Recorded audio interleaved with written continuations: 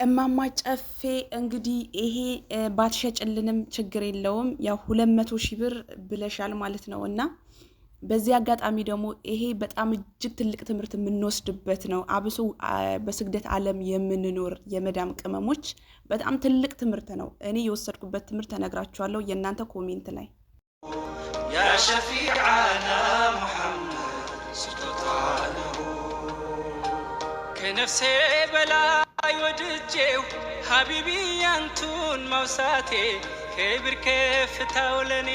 አሰላሙ አሌይኩም ወራህመቱላሂ ወበረካቱ። ውድና የተከበራችሁ የሀያት ኢትዮጵያ ቤተሰቦች እንዴት ናችሁ? ደህና ናችሁ ወይ? አለሁኝ አልሐምዱሊላህ። እንግዲህ ዛሬ በእማማ ጨፌ ቪዲዮ ብቅ ብለናል ማለት ነው። እስቲ ምን ያክል ትምህርት ወስዳችሁበታል እናንተ? እኔም ደግሞ ለራሴ የወሰድኩበት ትምህርት እነግራችኋለሁ። እስቲ እኔና እናንተ አብረን እንያቸው። እናቴ ስራ እየሰራሁኝ አይደለም፣ ስራ እየሰራሁ አይደለም። ነገ ሰርቼ መግዛት እችላለሁ። ጎዳና ወጣን ነገ ደግሞ ሰርተሽ ነገ ትጃቢ ደግሞ አላህን ፍሩ እንዳትረብሹ።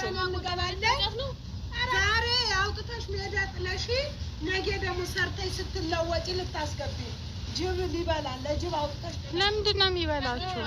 ስትሻሻይ አንቺ እሰራለሁ። አሁን ደግሞ ጎዳና ልንወጣ ልሰራበት ነው። ገንዘቡን ልሰራበት ነው።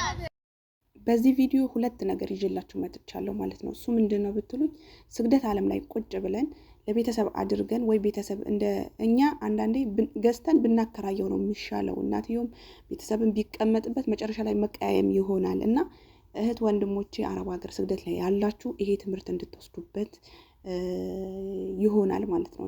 በቃ ውጡልኝ ስትላቸው እህትዮም እናትዮም እንግዲህ እንዳላችሁት ለቀሻል፣ በገንዘቧ በቤቷ ለቀሻል፣ አትሸጩም፣ ቸግሮኛል፣ አረብ ሀገር እያለሁ ነው የገዛሁት የነበረው ብላ እያስረዳች ነበረ ማለት ነው። አንድ ይሄ ተረዷት ማለት ነው። በቃ ለቤተሰብ ስናደርግ እንትን ማለት አለብን። በቃ እናድርግ ሳይሆን በመጠኑ እኛ ተነስተን ስናደርግላቸው በመጠን እያደረግንላቸው እኛ ራሳችን ተነስተን ነው ቤተሰብ መርዳት ያለብን። መጀመሪያ አንድ የረድተናቸው መቆም ሳይሆን ሁሌም እንድንረዳቸው መጀመሪያ ቤት ሲሰራ መቼም ምንድን ነው የሚቀድመው? እስቲ ንገሩኝ፣ ኮሜንት ላይ እንድትነግሩኝ እፈልጋለሁ ማለት ነው። ስለዚህ መሰረት ነው አይደል እንዴ? መሰረቱ እናንተ እንዳትፈርሱ እናንተ መቆም አለባችሁ፣ አንደኛ ደረጃ ማለት ነው። ሁለተኛ ነገር ደግሞ ይሄን ቪዲዮ ላይክ፣ ሼር፣ ሰብስክራይብ ያደረጋችሁልኝ የእማማ ጨፌ አድርሱልኝ፣ እንዲያዩ ተፈልጋለሁ ይሄን ቪዲዮ ማለት ነው።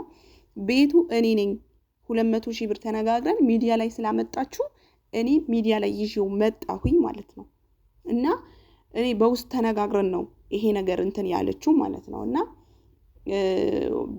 ወንድሜ ሄደ ይኸው ቼክ አድርገው ብዬው ሄደ ማለት ነው እንደምታዩት። እና እነሱ ጓገጫሉ ማዘር እህትዮ እንዴት በ200,000 ብር እኛ ተነጋግረን ነው እኔ እና እሷ ጨርሰናል ነገሩ ምናምን ነገር ማለት ነው።